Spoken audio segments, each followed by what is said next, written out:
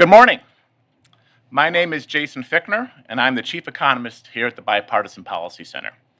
On behalf of BPC, I want to thank everyone who has joined us in person and online for this very special event titled Building Greater Economic Security for Working Families. And what a month it is to be talking about economic policy. Congress avoided a government shutdown just last week, extending government funding to early March. However, the two parties continue to struggle over top-line spending levels. Lawmakers also agreed to the first major bipartisan tax deal since December 2020, which would provide important support to both families and businesses for the next few years and set up a much larger discussion over tax policy expirations in 2025.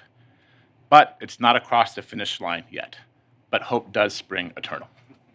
At the Bipartisan Policy Center, we have produced research and policy recommendations to reform and improve a number of credits, deductions, and exemptions in our current tax code, including, but not limited to, the child tax credit, the low-income housing tax credit, the child and dependent care credit, and the new 45S credit for employer-provided paid family and medical leave. Tax policy is the heart of what we do here at BPC, and our research and expertise will become even more relevant as lawmakers debate the future of the federal tax code next year. A number of tax policies at the federal level are designed specifically to support low-income workers by supplementing their wages and incentivizing labor force participation. Perhaps none of them are more impactful than the Earned Income Tax Credit, or the EITC. The federal EITC was enacted in 1975 as one response to what was then called stagflation of the 1970s, that stagnant economic growth combined with historically high inflation. It was first conceived as a work bonus to encourage work and offset the regressive impact of payroll taxes on low-income workers. Since 1975, the EITC has undergone a number of transformations by Congress, often on a bipartisan basis. Today, the EITC is lauded for boosting employment rates, providing nearly $60 billion in annual support to workers and their families, and lifting millions of people out of poverty each year. BPC has engaged both parties in Congress, the executive branch, and stakeholders across the ideological spectrum on federal EIT reform for years, most recently in the wake of the 2021 American Rescue Plan's temporary changes to the credit for childless workers. Our policy recommendations, informed by rigorous research and years of data on the employment and poverty reduction effects of the EITC, include expanding the credit for workers without children and simplifying the credit's rules to enhance take-up rates and reduce improper payments. Additionally, 31 states plus the District of Columbia now offer a state version of the EITC, which can further supplement wages and support working communities across the nation. We'll hear shortly from our introductory speaker about the EITC in the state of Maryland, one of the only states that offers both a state and local version of the credit in Montgomery County. BPC has worked with state governments in recent years to better understand and harmonize local and state versions of the EITC with the federal counterparts, reducing complexity for taxpayers. Our goal is to improve communication between state governments, community partners, and taxpayers to simplify the claiming process and reduce the administrative burdens for workers and their families. We are not the only ones with an interest in improving the EITC. And that brings us to today's conversation. We are lucky to have some tremendous and impactful voices here with us today to lead a conversation on the past, present, and future of the Earned Income Tax Credit. To kick off our event, it's my privilege to welcome Brooke Learman, who serves as the 34th Comptroller of the state of Maryland and the state's first woman to be independently elected to one of its constitutional offices. Comptroller Learman is a civil rights and disability rights attorney by training, and prior to her election as comptroller, served in Maryland's House of Delegates, representing part of Baltimore City. While in the House, she held leadership roles on the Appropriations Committee, the Environment and Transportation Committee, the Joint Committee on Pensions, and the Joint Committee on Ending Homelessness, and she founded the Maryland Transit Caucus. Thank you for joining BPC today, and we look forward to an engaging and insightful conversation. It is my pleasure, Comptroller Learman, to welcome you to BPC and to kick off our event today. Thank you.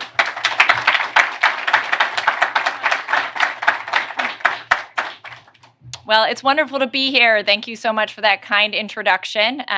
It's always good to be home. I am a DC native, but now a resident of Charm City, and hence wearing my purple today for the Ravens. But thank you for that kind introduction, and thank you to the Bipartisan Policy Center for bringing us together on a Friday morning to discuss tax policy.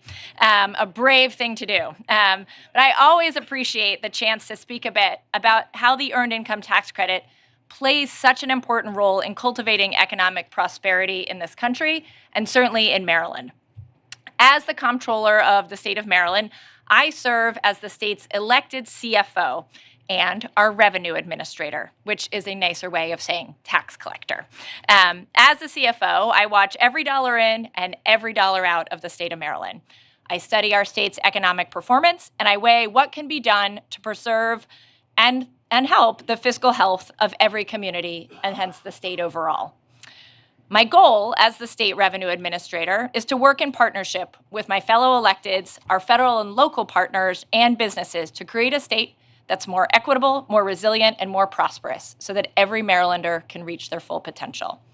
But we cannot do that unless people have the access to the tools, the education, and the resources that they need, even if they were not born into them. And that's what the Earned Income Tax Credit is. It is a tool that has consistently demonstrated its ability to reduce poverty and help build economic mobility.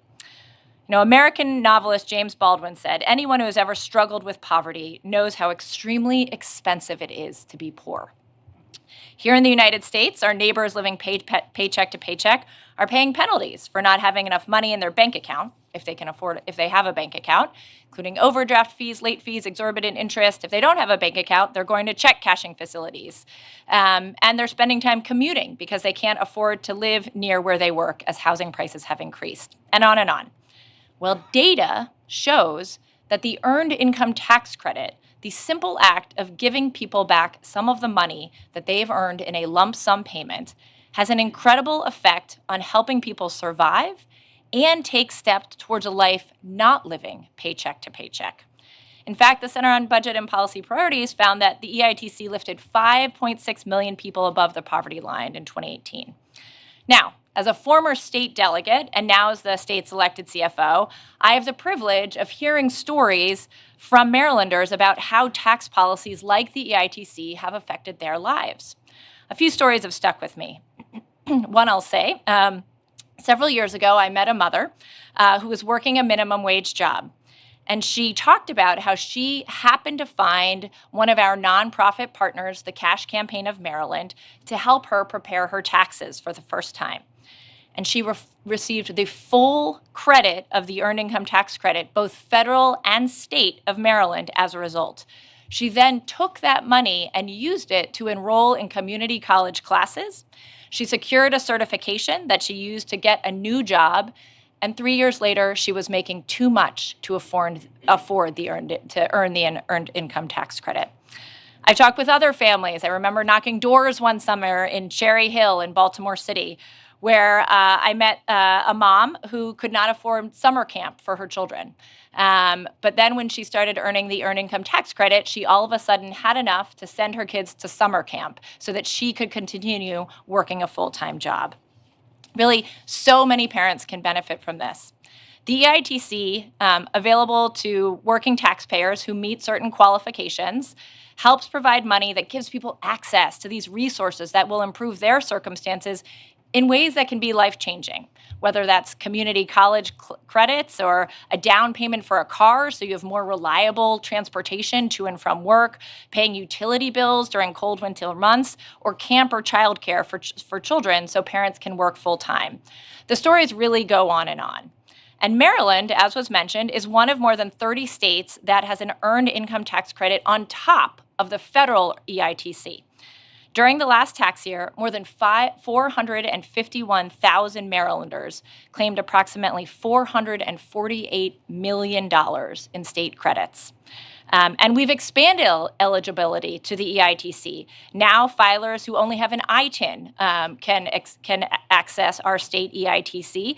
We've increased the size of the credit to 48% of the federal EITC, and we allow for childless workers to access it as well. It's interesting to see where the credit goes, too, because although metropolitan jurisdictions and their suburbs saw the largest number of people claiming the credit, outside, 4 of the 5 counties with the highest percentage of returns claiming the refundable earned income tax credit are actually residents of Maryland's mostly rural Eastern Shore. But I will say, even with the success that we've had at distributing this money, we know that too many people are not claiming the credit. It can be complicated. So passing the policy, it's not enough. We have to ensure uptake happens as well. And that means ensuring that revenue agencies, like mine, have the resources they need to make people aware of this valuable resource. The IRS estimates that 4 out of 5 eligible taxpayers claim the EITC, and in 2020, approximately 73% of Marylanders eligible to claim the federal EITC did so. So we have, in tax year 2021, we know that 302,000 Maryland taxpayers that were eligible for the state EITC did not claim it. 300,000 people who could have earned a little more money to help bring themselves out and be more mobile. My agency is committed to helping Marylanders understand when they qualify for the federal and state EITC, as well as other tax credits, of course, but we can't do it alone. So we work in partnership with groups like AARP, or in Maryland, the Cash Campaign, or other volunteer low-income tax credits, clinics, to make sure that people can access what they need. So at a time when economic mobility is increasingly challenged, the EITC is one policy that can truly help people move. The EITC is a strong investment for a more equitable, more resilient, and more prosperous economy in communities across Maryland and across the country. And states and the federal government, we need them to continue to support and expand programs like this, but also help make sure that our revenue agencies can spread the word so that people claim these credits. Thank you so much for convening this important conversation today, and I look forward to hearing more. Thank you, and now I'm so excited to welcome CEO and Chair of the Bipartisan Policy Center, President and CEO Margaret Spellings, JPMorgan Chase CEO Jamie Dimon, and former Speaker of the House of Representatives, and my grandmother's representative, former Representative Paul Ryan, to the stage for this morning's panel. Welcome. I think she had me here. Thanks. Thank you, Brooke. Controller Lehrman, and congratulations on the great work that you are doing out there to lift folks out of poverty and give them opportunity. I'm Margaret Spellings, President and CEO of the Bipartisan Policy Center, fairly newly minted one. And I'm thrilled that you all have joined us today. There's lots of folks out in TV land on C-SPAN or watching virtually. So welcome all. And I also want to recognize a couple of highfalutin audience members, Senator Roy Blunt, who's an executive fellow with us, and our board member, Ron Christie. Welcome to you all. But I'm really excited to be here with 2 awesome guests, my friend Paul Ryan, who I learned, Paul, you were the youngest Speaker of the House in 150 years. You'll have to tell me about the one that was younger than you. But James G. Blaine. James, the guy from Maine, yeah. Learn something every day. Paul was the 54th Speaker of the House, a challenging job, as we know well, who also chaired 2 key House committees, the Ways and Means Committee and the Budget Committee, and in 2012 was Mitt Romney's running mate in the presidential campaign. So thank you also for staying on the battlefield, and since leaving Congress has formed the American Idea Foundation, partnering with local communities to expand economic opportunity. He walks the walk, and also teaches at Notre Dame and is a visiting fellow at the American Enterprise Institute. And Jamie Dimon, who is the chairman and CEO of JPMorgan, with operations worldwide and assets exceeding $3 trillion.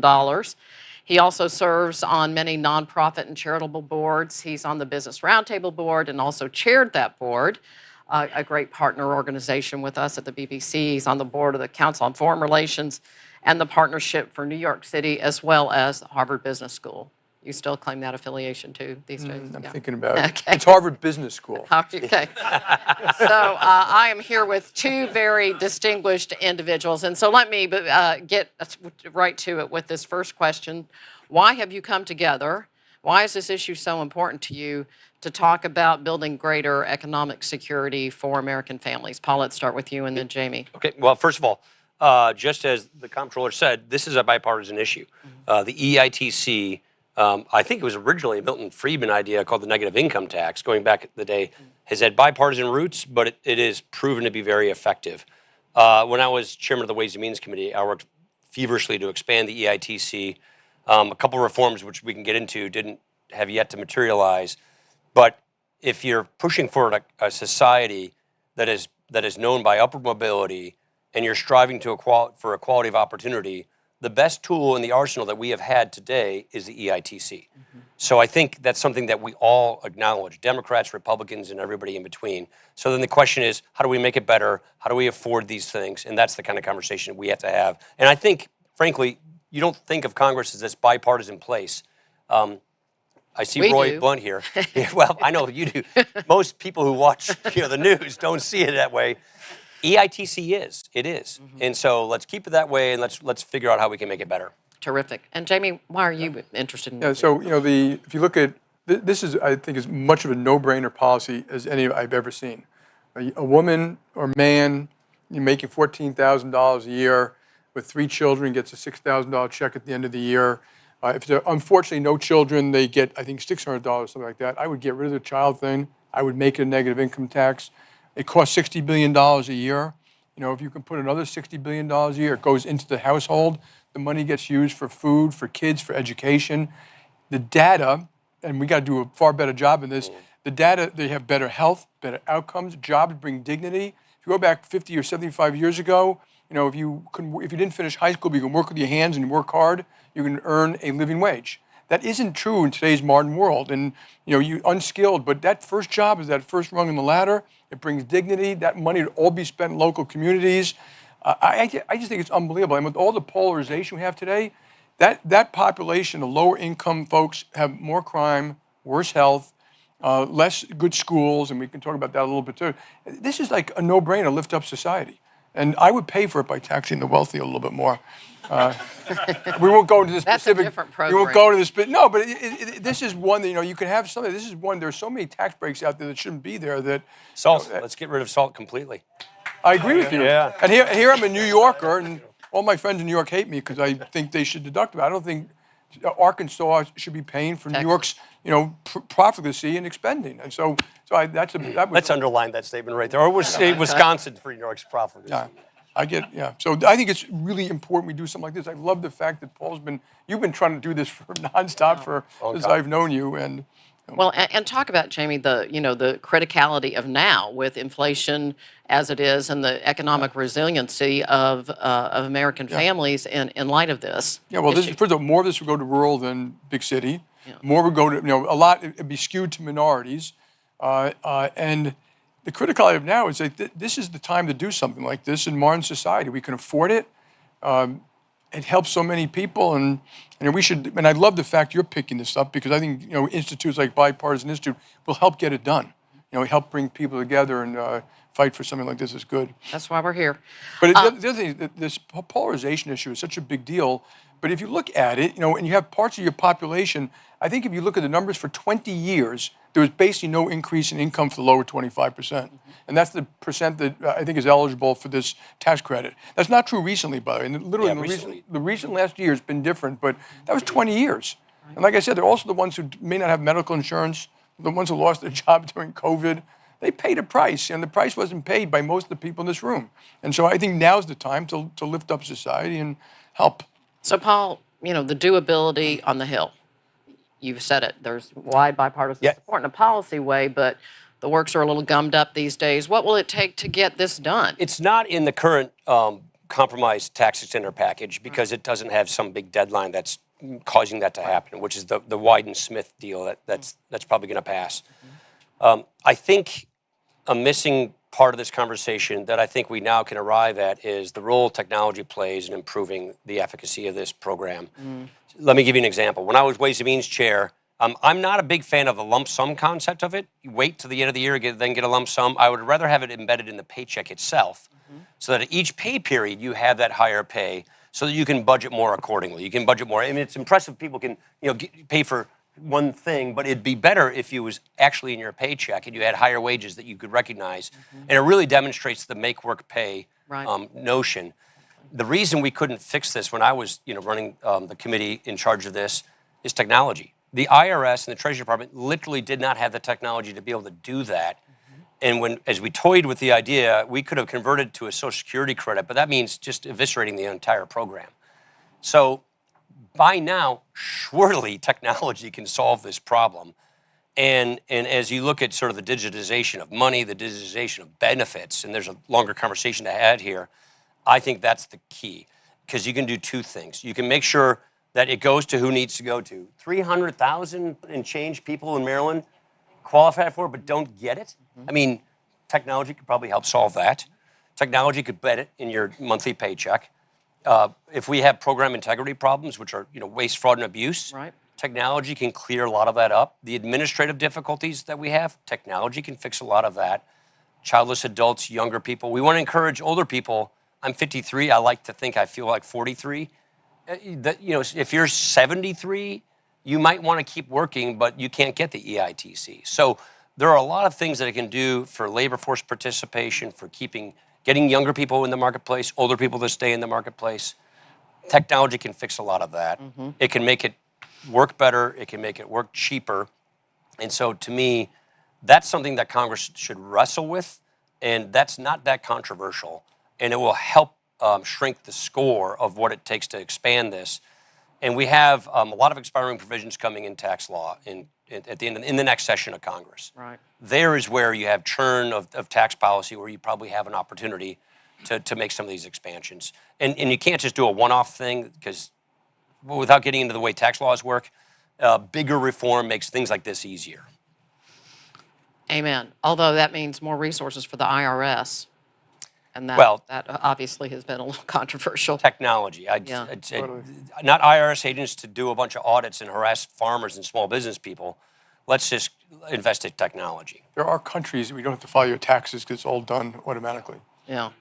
So, Jamie, you mentioned a second ago about benefits to rural families. Can you talk a little bit more about that? I mean, I think there's some mythology around this program of who it benefits and who it. Yeah, no, I know that from reading the materials that you put out there, is that this would be heavily skewed to rural communities who don't have maybe the same income levels, and slightly poor communities. And I forgot the number, but I do remember it was 9 million minorities who get it, and your 300,000 number, I think nationwide it's like 15 million or something like that. So there are huge numbers that aren't getting it because it's not well run. But this would be just a great way to help those rural communities. And remember, you're putting it in the community. And so it'll be spent locally. So and it'll create income. In fact, when people talk about what it would cost, my guess is you spend $60 billion more, it would lift up the GDP by more than $60 billion, and taxes would be paid somewhere, so it wouldn't cost 60. It would drive more growth. And so we got to do a better job at analyzing some of these things. Dynamic tax site scoring. Dynamic scoring. Yeah, amen. Okay, well, Paul, you mentioned a minute ago the Tax Cuts and Job Act, the so-called Trump tax cuts that are expiring next year. Well, it's going to be a rip-roaring debate. Obviously, the debt ceiling issues will be before us again. So talk about that stew of issues and how we might, lay the groundwork for, no-brainer, as Jamie says, policies like this. I consider it one of my proudest achievements, the Tax Cuts and Jobs Act. We went from a worldwide tax system that made U.S. firms extremely uncompetitive globally to a territorial system.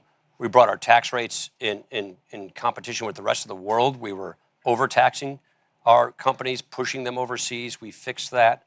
I think there are some things that could be better, like full expensing is no longer full expensing. That has to be extended. I won't get into all the this and the that. Please don't. Yeah. But only to say, when Kevin Brady and I wrote the bill, we made permanent what we thought needed to be made permanent for decision making. The corporate rate, the territorial system. We made temporary, because you only had so much fiscal space to write this. We made temporary the provisions that we thought would be easier under any kind of political landscape to extend. So just the stuff for small businesses, we call that Section 199A. So my guess is you'll have some kind of a compromise. My guess is you'll have some kind of a divided government. It will look kind of like the fiscal cliff did when Obama was president, would be my guess. And so the question is, in that churn, what can you do here? Right. There's two more points I would make. The CBO is telling us that the growth rate for the U.S. economy for the next generation, the next 30 years, is going to be 1.3%. That's half of what we grew on average for the last 30 years. So the CBO is looking at the world in front of us, the budget and the tax policy we have, conceivably on display, and we're going to have half the growth rate, half the opportunities, a stagnant society. And the reason they cite that is labor force participation, fewer people working. There's demographics, but it's just fewer people working. This is one of the best things you can do to get people in the labor force. And the more people we get working, the faster our economy grows and society benefits and the more upward mobility you have. So this, I think, is one of those critical tools to address one of the big challenges we have in front of us. And I would throw this into a bigger debate about digitizing our benefits. The comptroller is talking about the benefits people have. And what typically happens, I don't want to talk too long, but what typically happens is you have these benefit cliffs. You talked about the mom. You have a single mom with 2 kids, and she gets a job and she's doing well, and she maybe gets a raise or gets a better job. She looks at her income and she sees, I'm going to lose more in benefits than I'm going to do in this, so I'm going to stay where I am. I'm going to stunt my upward mobility. And that is just the design of this 20th century benefit system we have today. The EITC is one of the best tools to guard against that. But imagine if we could phase out these benefit cliffs by digitizing our benefits, combining those benefits, make them congruent with one another, and clean it up so that on a per family, per individual basis, we can make it always pay to get that advancement, always pay to take the other job, get the raise, go to school, improve yourself. And I think that is the new wave of reform. And it is either that or universal basic income. Those are the two debates that are coming in front of us. A UBI debate, which basically pays people not to work, slow the economy down, pulls people out of the workforce, keeps them stuck in their station in life. Or an EITC, digitization of government benefits debate that is built toward upward mobility, technologically 21st century built so that we can actually smooth these disincentives, clean it all up, make it cost less, and focus on individual customized benefits that get people to work. And this should be built around an EITC reform, in my opinion. So, Jamie, I just add to this, they have to fill different forms, go to different places. It's like all these different agencies, different governments. But I kind of just go back to this growth thing and the Tax Act. I think it's very important for people to understand whether you're Democrat or Republican. For 20 years, we grew at 1.7%. And had we grown just, I think, another 1.3% more or something like that, the average income per person in the United States would be $15,000 higher per person. And that kind of growth pays for everything. It pays for benefits, it pays for technology, it pays for health, and we didn't do it. We don't strive anymore to say, what should we be doing? And so, of course, America is so prosperous, and the industry is so good in innovation, we kind of struggle to get 1.7 and 2% with all of the negatives that we have out there, all the disincentives, all the things that hurt people. The Tax Act, and this is another thing that people understand about taxes, because they think it's the wealthy paying and all that we had a 36% corporate tax rate. The world was at 36%. Over 15 years, they came to 21. We stayed at 36. Trillions of dollars of American dollars and foreign dollars got invested overseas as opposed to here. And it dramatically slows growth. And this tax plan, and these guys were much tougher than you think. That while the tax rate dropped that much, they actually collected another $1 trillion. And that was from the SALT tax. And they got rid of there was a lot of games. We closed a lot of loopholes. A lot of loopholes about how you can move intellectual property overseas and get, in Ireland and get paid 10%. So it wasn't that much. That drop was 1.4 trillion. They took back $1 trillion through these other things, which I think far more efficient. $1 trillion came back to the United States. Growth accelerated, and people have a knee-jerk reaction because it's bad for taxes. I mean, it's bad for the companies should pay more taxes. If you hurt America, you are doing a bad thing for lower-income people, right? And that's what hurts the most. And so these things are really important. we miss having him there because he knows so much and he's so smart and gets this stuff done. But we need Bar is low. we just need to get this stuff right if you want to help our population. So Jamie, what role should you as an employer, the private sector, play in two things? One, helping your tens of thousands of employees and thousands who are eligible for the EITC and other things like that, improve the take-up. And from a thought leader position, as you are, the BRT and other places, how can you help seed the ground and make these improvements both at from the bottom up and the top down? So for JPMorgan, the minimum income for a 17-year-old or 18 is $20 an hour. And they get medical, dental. I tell them we give them Pilates and yoga, and we take care of our employees. So I wouldn't worry about some of these big companies who are already paying way above the bottom half, of America, stuff like that. But I think it's very important if a company can, to get involved in public policy. So some public policy we get involved in is in our bailiwick. So we have special programs for lower income people and wealth planning and community centers and checking accounts that don't have overdraft and workforce. So, but so if you're a healthcare company, you're probably doing something in healthcare. But I think, and when I went, and Paul came to the BRT a couple of times and I chaired there, business has to get more involved in public policy. And I love that it's taxes, it's immigration, it's regulation, it's healthcare, it's Social Security, it's pension plans, it's finances, it's all these things that we are getting wrong. If you affordable housing, our mortgage system, and I make this list and I find it hugely frustrating, and I think that's why we're going at 1.7%. That the power of the American economy can overcome a lot of that, but it can't overcome all of that. Our litigation system costs 1% more than most companies around the world, countries. 1% more, and it's capricious, arbitrary, and slow. So I look at these things, we got to fix them. And part of it is getting involved directly. I also tell a lot of CEOs that when they get involved in DC, it's true I think there are 17,000 lobbying groups. So people that are bank lobbyists, their banks have like 5. There's 17,000, there's a lobby group for everything. But most of them, when they go to Washington, they're fighting for their own stupid little stuff, which benefit a little tax break here, a little thing here. So I think the CEOs and the bosses have to get involved and say, no, I'm going to fight for what's good for America. And that's what the BRT does. Policies that accelerate America. Everyone would be better off at 3% growth versus 1.7. There's no tax break that makes up for that difference. Right. For wealthy people, for low-income people, and so I did think it's important you get involved in the debate. It's tough. I mean, most people, when I started working, going to Washington was anathema. I mean, just like, please, I'm not going. And of course, we get criticized down here all the time, but you got to get involved in the fight. That's all it is. And then make it factual. Yeah. Not knee-jerk reactions to every damn thing we see out there. There's a knee-jerk reaction for or against, because the Democrats are for, the Republicans are for. And I'll make one last political statement. And I have so much respect for this guy and Roy. And when I go there to D.C., there are all these people who are decent, hardworking, senators and Congress trying to figure it out. There are people on the fringes who probably get much more airtime, and that's why they're there. And that's what the population. That's what the population sees more of. Right. They don't see the serious, hardworking people who want to benefit not just their state but the country and stuff like that. So, and I don't know, maybe it's too boring for TV, but we got to start doing it. We got to get involved in the fight. And one day I want him back too, and I'd work for him in a second to help fix this country. Yeah. Paul, talk about as Jamie did, kind of the greater, picture here, not just the EITC and programs, but the whole fiscal mix, how we grow the economy, how we deal with our fiscal challenges. We've got tremendous challenges. Our dollar as the world's reserve currency is under duress, even though we're probably the healthiest looking horse in the glue factory in the world. We're in serious trouble of losing that privilege because our debt is under control, out of control.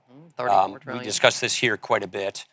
And we don't have the kind of economic growth we need. Economic growth does not solve every one of our problems, but you can't solve any of our problems without economic growth. So to Jamie's point, you've got to have fast economic growth, faster than what we're projected to have. But the good thing is we know the dials we can turn to get that. And a lot of it is about getting people in the workforce and getting people equipped. And so if we can focus ourselves on upward mobility and the skills and the tools that we need to get people in the workforce, skilled, trained, and living their best lives with a society focused toward upward mobility, we can get that. We can get that bogey. And so it to me is about the things I described about digitization, rebuilding our safety net so that it works for the 21st century to get people working, getting the incentives right, getting not only our tax policy right, but then getting our debt under control. You have to reform our entitlement programs. You must do this if you're going to stop a debt crisis and if you're going to be able to get these programs working the way they're supposed to in the 21st century. The point I'd say is you're still a Democrat, right? I mean, I don't know. Well, okay, let me just call him a Democrat. Democrats and Republicans, there's a consensus, I think, in America. You don't see this when you turn on the television. Right. Because you have these entertainers in Congress and then you have legislators like Roy Blunt. Yeah. We agree on the social contract. Yeah. And the social contract, which was litigated and debated in the 20th century, is, you know what? We want health and retirement security for all Americans. The government's going to provide this. The question is, how does government do that? But we all agree on the social contract, and we want a safety net under which people don't fall so they can get back on their feet. Exactly. We'll have a good debate about how that thing works, but we have a remarkable consensus in this country about the social contract, health and retirement security, a social safety net, and we all want faster economic growth. And the good thing that BPC and other institutes do is we have all this evidence and data. We're actually in the world of doing evidence-based policymaking now. Yeah. When we know what works and what doesn't work. So if we can get past the ugly politics and get to just executing these proven things to do these things we all now have consensus on, we can get there. The key thing, he just mentioned all this stuff that JPMorgan does because they're a private sector company that's on top of technology, that's innovating constantly. Government doesn't work like that. Exactly. And the philosophical bridge that has to be divided more from my friends on the left than the right is you have to accept that the private sector is going to have a big role in this. Why? Because the private sector knows how to do it. Exactly. They have technology. They're digitizing. They're innovating constantly. So let's put that work, that intellectual capital to work to delivering these government services. And some people are still stuck in the 20th century notion, this is government. Government should do this. Government's supposed to solve poverty. Government's supposed to deliver health care. It hasn't. It doesn't do it well.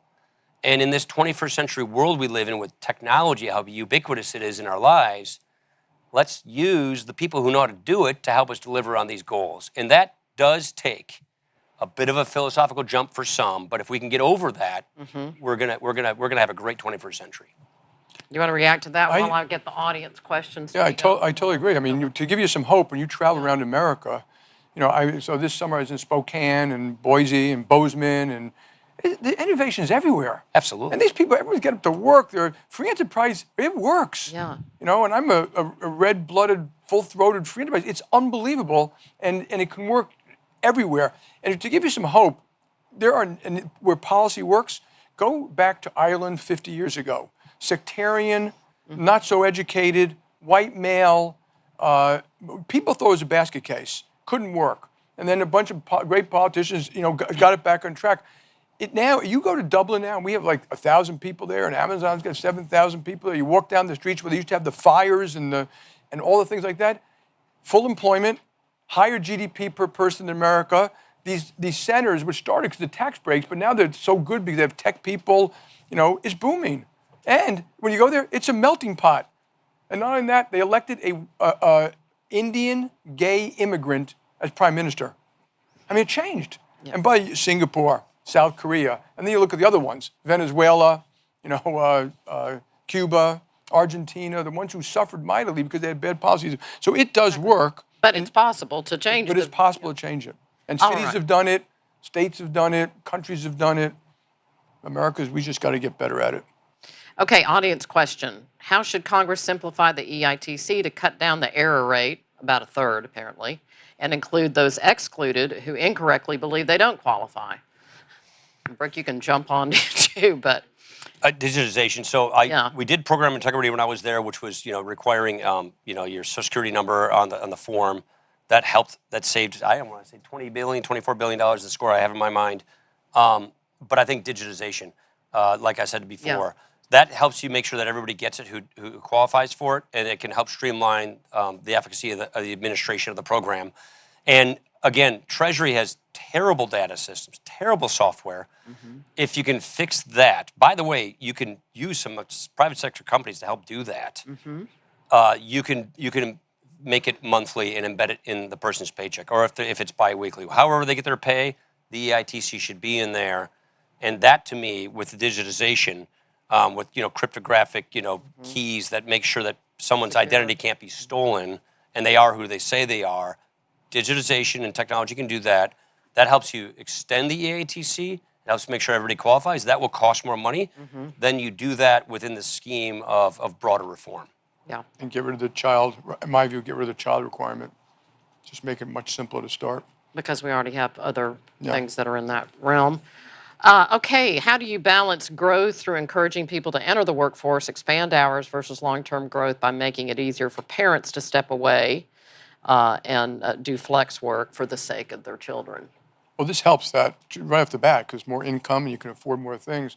I mean, we can go through it here, but we would probably both go for a child tax credit, probably done too. Refundable, et cetera. That would go a long way. We're for about that. to. And paid Yeah, leave. you got to work on the work incentives. Really matter there, though. So Yeah. getting that right matters. Yeah. Paul, you want to react to that?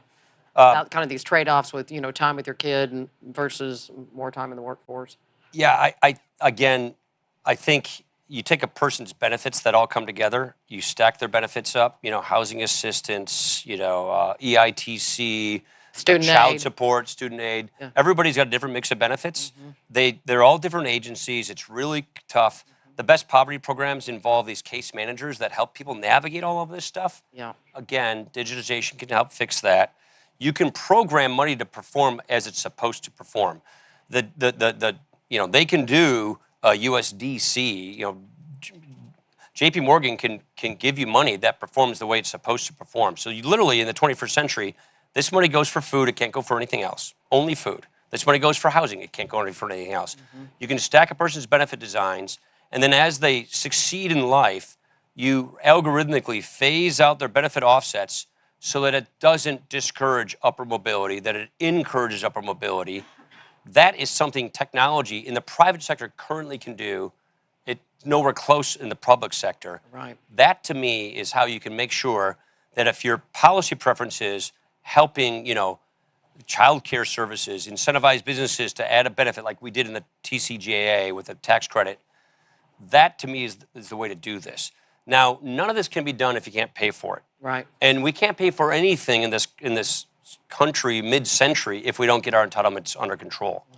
So I really believe that at the end of the day, this is a bigger conversation here, you're going to have entitlement reform as a part of this. And as we do entitlement reform, which will happen, it's going to happen. It's either the bond markets come at us and tell us to do it in an ugly, real-time budget surgery that hurts existing people, or do you do it in a phased-in way where it doesn't affect, seniors, but it's the next generation, and you're redesigning these programs so that they better fulfill their mission at a price that doesn't bankrupt the country. In that context, which has to be done in the next decade, I say, maybe it will be a commission. My guess, Roy, probably shake your head. A commission's the only way to fix this thing, I think, at the end of the day. Yeah. That's where all this gets done, in my You opinion. guys were close with Simpson Bowles back. Yeah, Simpson Bowles, but that thing wasn't designed the right way because it was disavowed literally before he left the room. You had to have a statutory But it commission. was the right thing to do. Yeah, that kind of a thing with a statutory commission is the way to do it. And that's how you can redesign these programs. Yeah, and we are wildly supportive of that at the BPC, as you know. So, Jamie, talk about those bigger issues and the economy. And we have politicians on both sides of the aisle adamantly opposed to tackling entitlement programs. So, how both the serious guys running is for the, president. So yeah, exactly. in 1982, when inflation was 12%, and Paul Volcker had to do some of the really tough medicine, when I graduated school, prime rate was 21.5%. Unemployment, I think, was around 10%. So stagflation is kind of the worst thing. The stock market hadn't gone up for 15 to 20 years. Yeah. So and then we had the Vietnam War. We had all the guns and butter, and debt to GDP was 35%. Today, it's over 100%. Back then, the deficit during the recession, so you do spend money in a recession, was I'm going to say 4 or 5%. Today, it's 6.5% in a boom time. And so when you look at the fiscal irresponsibility, and I'd say equally for quantitative easing, the government now has spent $4 trillion during COVID buying bonds, which creates liquidity and puffs up this, the financial system a little bit. And then if you look at that 100% of debt to GDP, I think 1935 it's going to be 130%, and it's a hockey stick. So that hockey stick Doesn't start yet. We kind of got time. But when it starts, markets around the world, by the way, because foreigners own $7 trillion of U.S. government debt, there will be a rebellion, and that is the worst possible way to do it. It is a cliff. We see the cliff. It's about 10 years out. We're going 60 miles an hour. It's the most predictable crisis we've ever had. Exactly. And by the other part, this is about the security of the world. Yeah. We need a stronger military. We need a stronger America. We need it now. And so I put this as a risky thing for all of us, and working on. I think some are easy to fix, like Social Security. I think health is much different, and is much more complicated. But when you get these technology companies, he keeps on talking about, you could probably take 100 kids, put them in a room, and they can build what you want, literally. Yes. And so when you talk about funding the IRS, no, I mean companies, we should fund just that. Modernizing the technology in the IRS to do A, B, C, D, and E, and it is doable. That's how they build these unbelievably great companies. Yeah. So here's a question from in 5 years, we're going to be paying more. We're going to be paying more in interest than we will be for the Pentagon. Yeah. We think it might be sooner than that, but yeah. And I think more in interest in old discretionary spending too, or something like that. Yeah. Talk about the logistics of the kinds of public-private partnerships you've mentioned. I mean, is the Treasury Department ready to turn to ABC tech company partnering with JPMorgan to do the kind of things that can be done quickly? As there's great skepticism about investing in the IRS. I mean, how do we make the great, wonderful things that you're talking about? It's a political buzzsaw on the Hill right now. Exactly. So the answer is no, there's no consensus for that. In my mind's eye, I used to advance these ideas, which were not popular at the time. On poverty policy, it is basically government monopolies, state and local, federal government monopolies. And we used to throw this idea out there, which is the war on poverty is government's responsibility. It's not yours. It's not yours. Just pay your taxes. They'll handle it. That didn't work. And so my point being is, why don't we decentralize this and make it competitive? Let's have the private sector and the not-for-profit sector participate with all their sophisticated technology in helping us solve these problems. And you can do that in government benefits. The point being, if you bring in private sector know-how to help us deliver government goals, like fighting poverty and delivering government benefits, we can save more money, get to the goal faster, but it does require a big political leap of faith for some people who do not think these things should be inherently non-government. Right. We still have that problem. And the answer, I think, is let's test it. Let's do some pilot projects. Let's do some randomized control trials in discrete ways, regulatory sandbox type of ideas, to see, does this work? Can this be proven and built out? That should not be too offensive, I think, from those who typically don't want government involved in these things. But we are in the 21st century. Yeah. And that is where I think this ultimately ends up. So let's start with some tests. We call them, you can do it in a state, you can do it in a county, you can do a randomized control trial, you can do a pilot project. Let's do that, build it out, and then take it from there. That's kind of my thinking. How do you think about engendering confidence in the private sector? 80% of all jobs are private sector. The biggest part of innovation is private sector. The military jets are private sector. I remember someone saying once about the Hoover Dam was built by American money. No, it was built by Bechtel, private sector knowledge.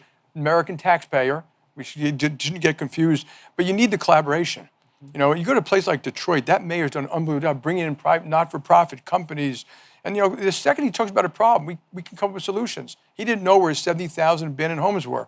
We spend $500,000 building something where any citizen can take a picture of a home, geolocate, now he knows. So he can start to plan. And these things, collaboration works. And you have it. You want infrastructure built, it's got to be collaboration. It's got to be very intelligently designed. He and I did the same thing. You intelligently designed collaboration, because companies will also feed at that trough too. That's right. Right. So you have the right control. So tax credits are simple, clear. They work for affordable housing. We're the largest affordable housing lender in the country. So there are millions of programs that work. Collaboration. When FDR got in, when World War II was getting going, he realized he needed, because he was tough on business too. He called up DuPont and Sloan, the people who ran the big company, said, "I need your help, Defense Production Board." When Eisenhower was talking about the bill, I think it was a 26-page bill that built 40,000 miles or something, he asked people with the know-how to do it. And so it of course, it's collaboration. There is no other way to do it. And government has its own role.